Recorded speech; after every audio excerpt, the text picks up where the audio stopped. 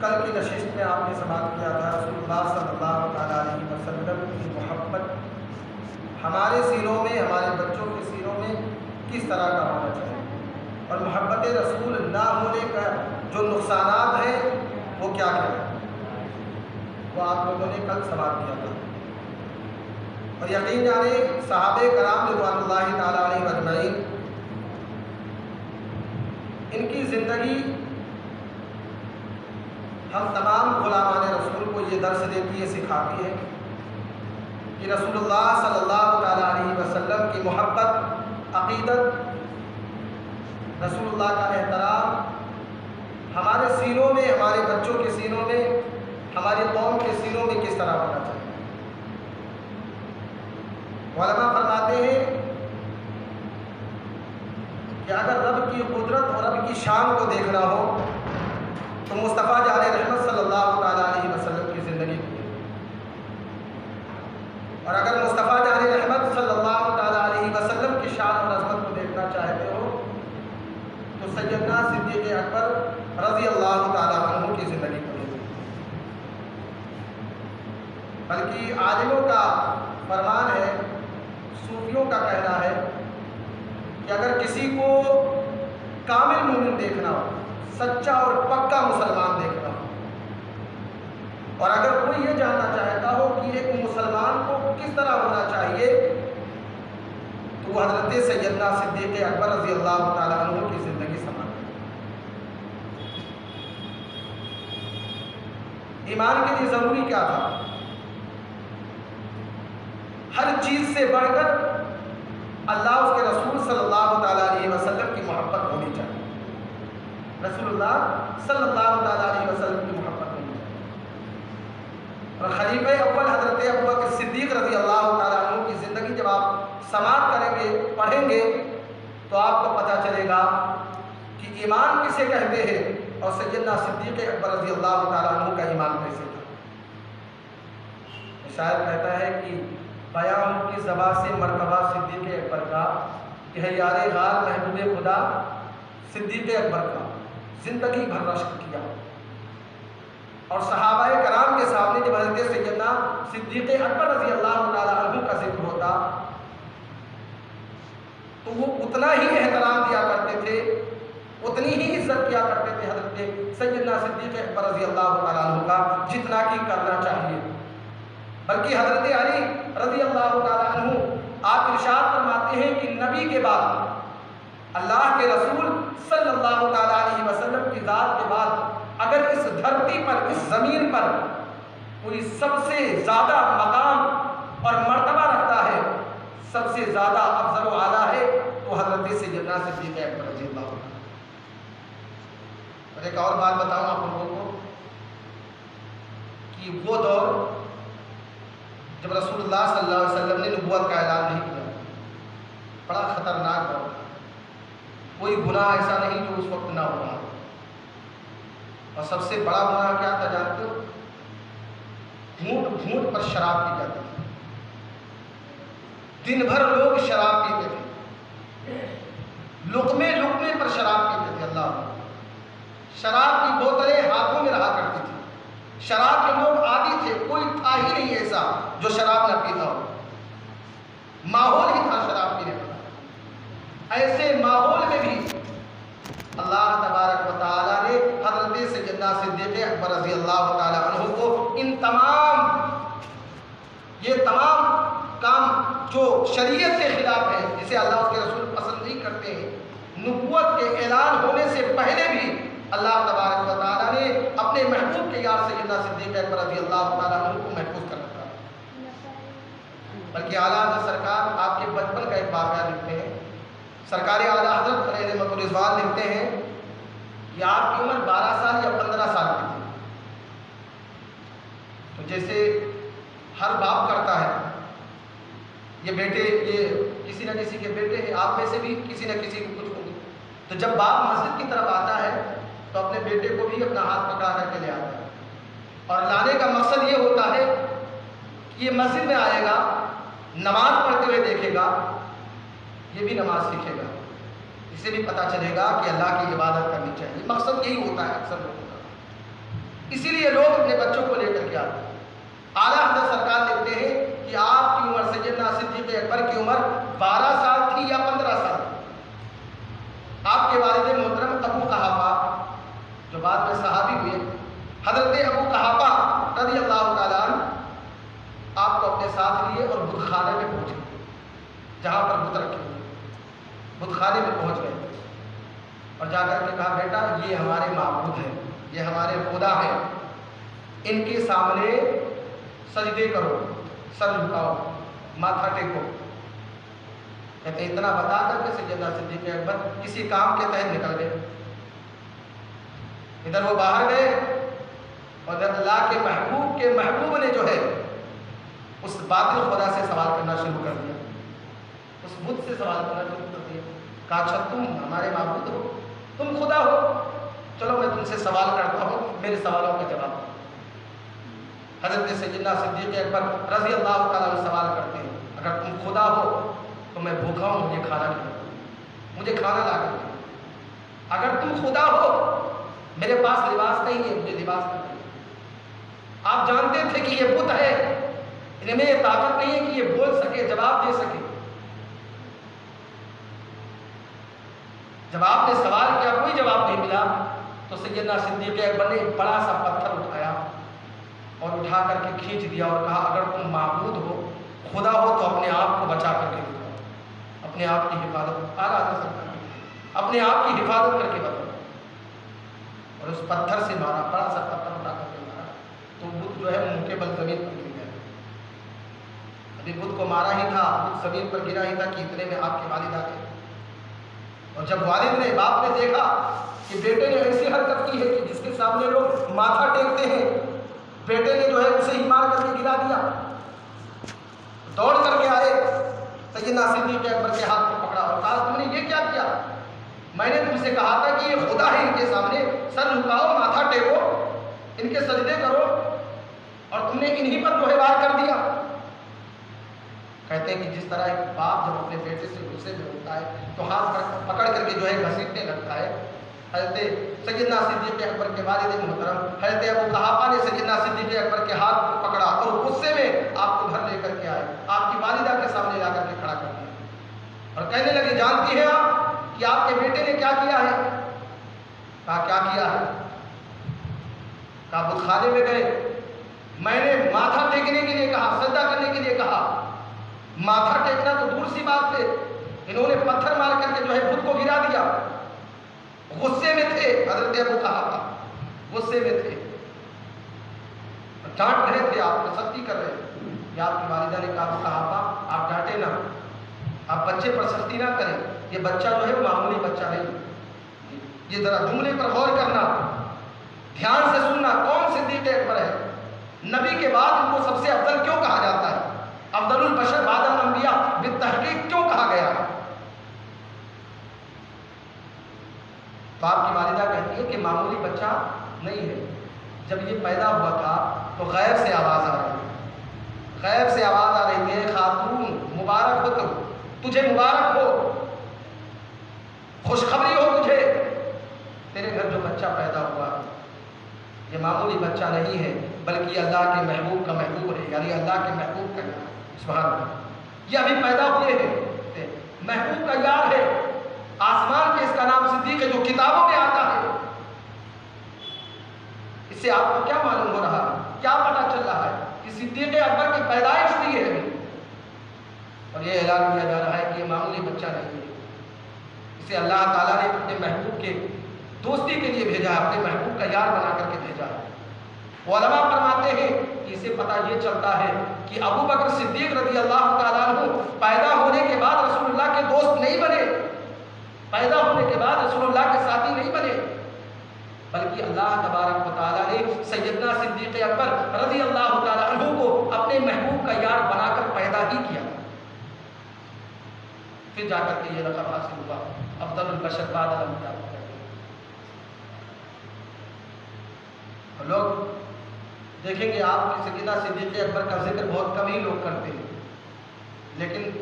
رسول اللہ صلی اللہ علیہ وسلم کی زبانی اگر آپ سماعت کریں گے تو آپ کو پتہ چلے گا کہ اللہ کے حبیب صلی اللہ علیہ وسلم اکثر فرمایا کرتے تھے میرے آقا، ہم سب کے پیارے آقا مصطفیٰ کریم صلی اللہ تعالیٰ علیہ وسلم اکثر فرمایا کرتے تھے کہ مجھ پر اور اس دین پر جس نے سب سے زیادہ احسان کیا ہے، سب سے زیادہ مال خرچ کیا ہے، جس نے سب سے زیادہ وقت دیا ہے، وہ سیدنا صدیق اکبر رضی اللہ عنہ۔ اور ایک بڑی خوبی ہے کہ اس وقت جب لوگ گناہوں میں ڈوبے ہوئے تھے، گھونٹ گھونٹ پر شراب پیا جاتا تھا، اس وقت بھی حضرت سیدنا صدیق اکبر رضی اللہ تعالیٰ عنہ نے کوئی حرکت ایسی نہ کی جو خلاف شراب۔ اور آپ سے کسی نے پوچھا کسی صحابی نے کہ سیدنا صدیق اکبر آپ نے شراب کیوں نہیں پی، شراب پہ ہاتھ کیوں نہیں لگایا؟ جب ہر کوئی شراب پی رہا تھا آپ نے ہاتھ کیوں نہیں لگایا؟ تو آپ کہتے ہیں اس لیے کہ شراب پینے سے عزت خراب ہوتی ہے، شراب پینے سے عزت خراب ہوتی ہے، اس لیے میں نے شراب کو ہاتھ نہیں لگایا۔ اور شراب ہی کے بعد کوئی ایسا کام نہیں کیا جو اللہ اس کے رسول کے فرمان کے خلاف ہو۔ حضرت سیدنا صدیق اکبر رضی اللہ تعالیٰ عنہ نے جب اس بات کا اظہار کیا صحابہ کے درمیان، تو کسی صحابی نے آ کر کے رسول اللہ صلی اللہ علیہ وسلم کے درمیان یہ بات رکھ دی، یا رسول اللہ، حضرت ابوبکر کہتے ہیں کہ اسلام لانے سے پہلے بھی انہوں نے کبھی شراب کو ہاتھ نہیں لگایا، کبھی بھی شراب کو ہاتھ نہیں لگایا۔ حضرت ابوبکر صدیق کہتے ہیں کہ رسول اللہ صلی اللہ علیہ وسلم نے جب یہ بات سنی نا تو ایک مرتبہ نہیں دو مرتبہ اللہ کے حبیب صلی اللہ علیہ وسلم نے ارشاد فرمایا کہ میرا ابوبکر سچ کہہ رہا ہے، میرا ابوبکر صحیح فرما رہا ہے، صحیح کہہ رہا ہے، اس کی جو بھی باتیں ہیں وہ صحیح ہیں۔ یہ حضرت سیدنا صدیق اکبر رضی اللہ عنہ۔ بلکہ اللہ کے رسول صلی اللہ علیہ وسلم فرماتے ہیں کہ جب مکہ کے اندر مجھے سب نے تنہا چھوڑ دیا، اپنوں میں بھی جو آپ کے سگے تھے انہوں نے بھی آپ کو آپ کا ساتھ چھوڑ دیا تھا، جناب ابو طالب کے علاوہ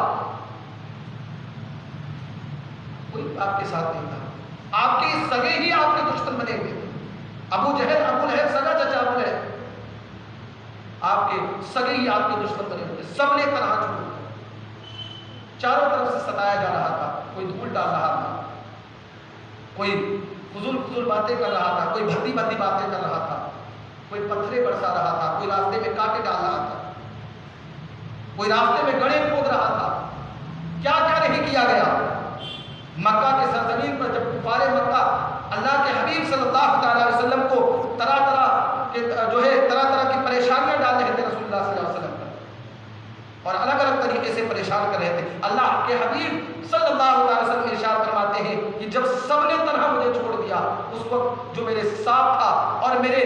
درد کا ساتھی بنا رہا وہ کوئی اور نہیں سیدنا صدیق اکبر رضی اللہ عنہ، میرے تنہائیوں کے ساتھی سیدنا صدیق اکبر رضی اللہ عنہ۔ عزیزان محترم، میں آپ کو ایک بات اور بتاؤں کہ اللہ کے حبیب صلی اللہ علیہ وسلم فرماتے ہیں کہ میرا ابوبکر ہمیشہ میرے ساتھ رہا، ہجرت کا موقع آیا، وطن چھوڑنے کی باری آئی تو آپ نے وطن چھوڑ دیا رسول اللہ کی رضا کے لیے، اللہ اس کے حبیب کی خوشی کے لیے اپنا وطن چھوڑ دیا، وطن چھوڑ دیا، ہر جگہ جنگ بدر میں آپ کے ساتھ رہے، جنگ احد میں آپ کے ساتھ رہے، ہر جنگ میں فتح مکہ کے وقت جو ہے حضرت سیدنا صدیق اکبر رضی اللہ تعالیٰ عنہ رسول پاک صلی اللہ علیہ وسلم کے ہر موقع پر جب بھی اللہ کے حبیب صلی اللہ تعالیٰ علیہ وسلم کو ضرورت محسوس ہوئی سب سے آگے سیدنا صدیق اکبر رضی اللہ تعالیٰ عنہ۔ اللہ کے حبیب فرماتے ہیں ہر موقع پر ابوبکر صدیق میرے ساتھ رہے، اور پھر حضرت ابوبکر کو پکار کر کہتے ہیں اے ابوبکر سن لو، تم یہاں بھی میرے ساتھ رہے ہو، کل حوض کوثر بھی تمہیں یہاں بھی تم میرے ساتھ ہو، حوض کوثر بھی تم میرے ساتھ ہو گے، اور جب رب کا فرمان ہوگا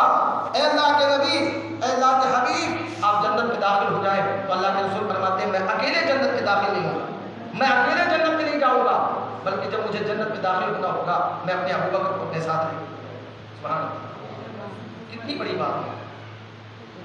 چند باتیں اور سن لیں سیدنا صدیق اکبر رضی اللہ تعالیٰ عنہ کی حضرت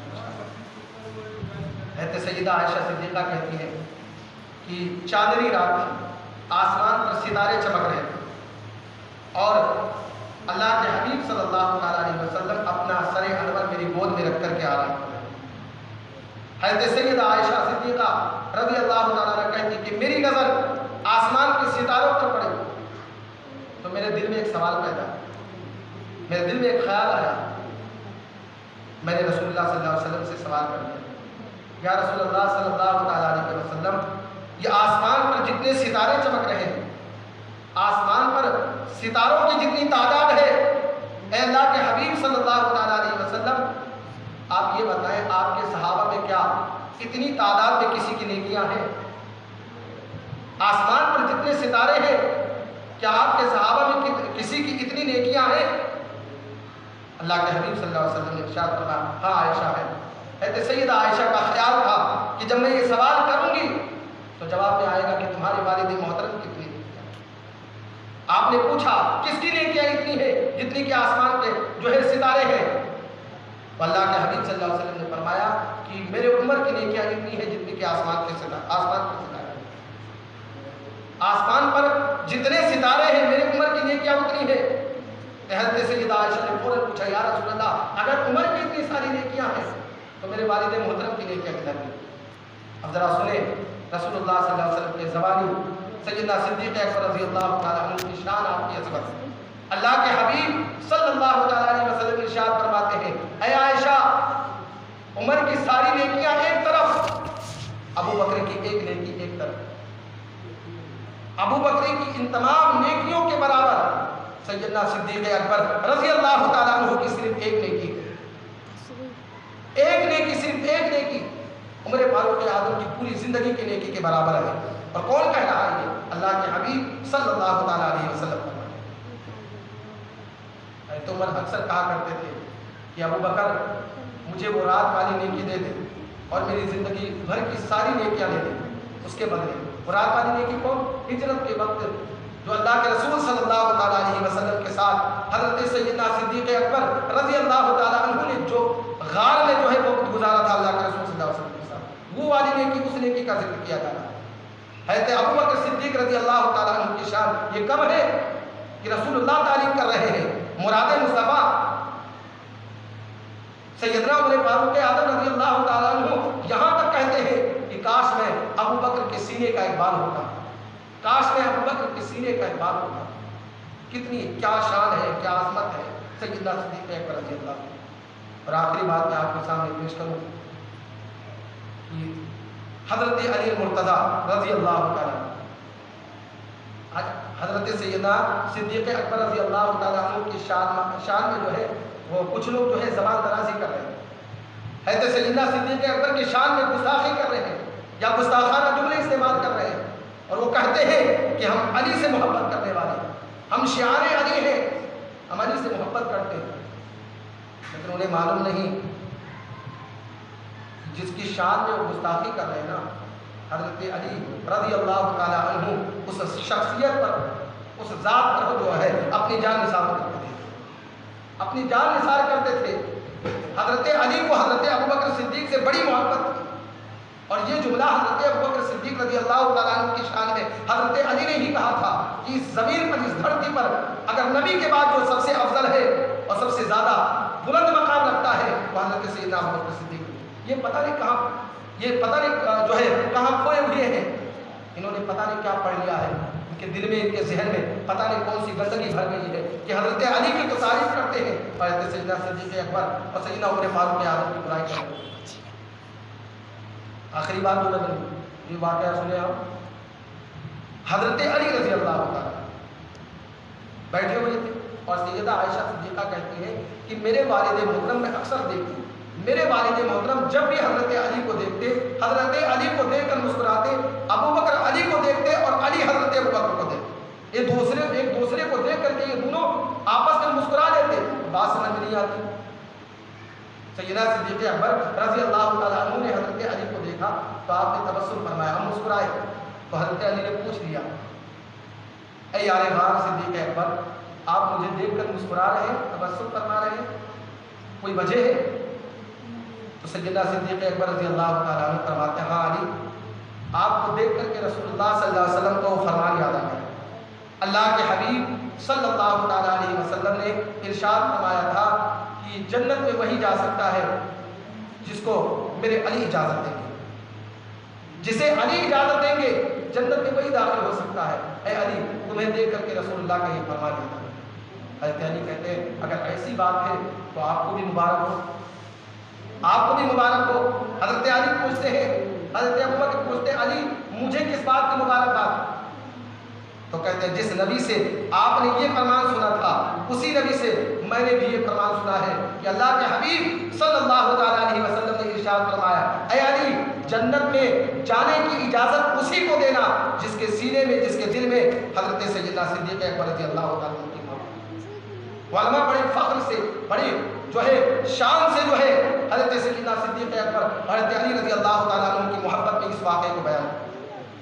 کیا یہ کم ہے؟ یہ کم ہے کہ حضرت علی سیدنا صدیق اکبر رضی اللہ تعالیٰ عنہ کو اتنی اہمیت دے رہے ہیں، اس قدر محبت کرتے ہیں، اور تم جو ہے شعار علی بنتے ہو، علی کے دیوانے بنتے ہو، حضرت علی کے دیوانے بنتے ہو، اور جو ہے سیدنا صدیق اکبر رضی اللہ تعالیٰ عنہ اور جو ہے اجلہ صحابہ جو ہے ان کی شان میں گستاخی ہیں۔ اللہ تبارک و تعالیٰ ہم سب کے ایمان کی حفاظت فرمائے اور خلیفہ اول حضرت سیدنا صدیق اکبر سے سچی محبت کرنے کی توفیق فرمائے، اور صرف صدیق اکبر ہی سے نہیں بلکہ تمام صحابہ کرام سے، تمام صحابہ کرام، تمام عاشقان رسول صلی اللہ تعالیٰ علیہ وسلم سے ہم سب کو اللہ تبارک و تعالیٰ سچی محبت کرنے کی توفیق عطا فرمائے۔ اللہ تعالیٰ ہمارے ایمان کی حفاظت کرے، پروردگار عالم بولنے اور سننے سے زیادہ ہم سب کو عمل کرنے کی توفیق دے۔ اللہ تعالیٰ میرے بولنے کو اور آپ کے سننے کو، آپ کی حاضری کو اپنی بارگاہ میں قبول فرمائے۔ پروردگار عالم خالق کائنات رب قدیر اپنے حبیب کے صدقے میں اس ذکر امام حسین کی محفل کو اپنی بارگاہ میں قبول فرمائے، اور ساتھ ہی ساتھ اس محفل کو آپ لوگ قائم کر رہے ہیں، آپ لوگ بیٹھ رہے ہیں۔ اللہ تعالیٰ آپ کے ہر جائز تمناؤں کو، آپ کی ہر جائز مرادوں کو پورا فرمائے۔